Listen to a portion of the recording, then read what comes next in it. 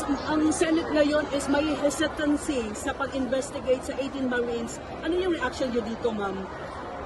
Well, mag-iisang taon na rin yan, ma'am. Simula nung sinabi ng dati ni Pangulong Marcos na mahiya naman kayo.